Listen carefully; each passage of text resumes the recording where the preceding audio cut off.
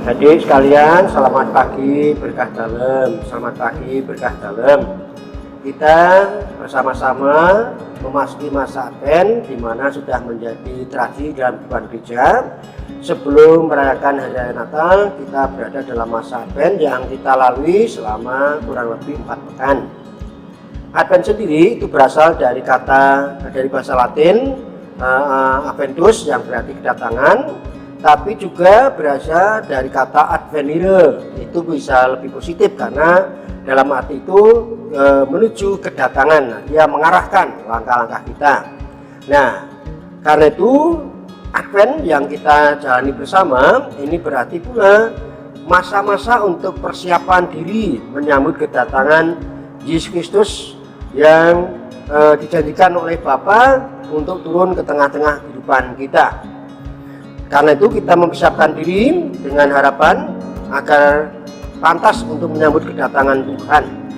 Mempersiapkan diri adalah hal yang sungguh sangat penting agar perayaan kelahiran Yesus Kristus benar-benar bisa bermakna bagi kehidupan kita. Lebih-lebih bagi kita anak-anak yang masih harus juga bagaimana menatap masa depan, tetapi tidak sekedar hanya menatap, tapi harus dilalui dengan berbagai macam langkah.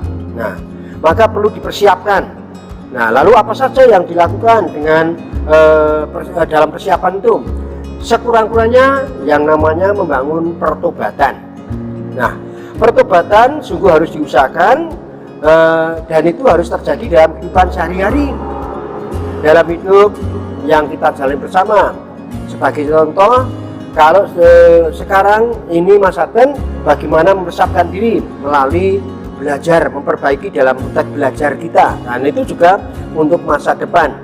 Selain belajar, kita juga membangun relasi dengan sesama, itu biasa disebut relasi secara horizontal, dan relasi dengan Tuhan itu secara personal, itu dalam konteks bagaimana kita membangun dalam hidup berdoa, karena itu penting.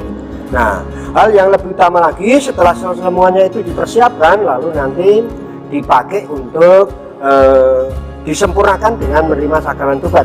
Itu bagi adik-adik yang sudah bisa mengikuti atau sudah bisa menerima komuni, karena ada sebagian yang belum bisa karena belum masanya itu.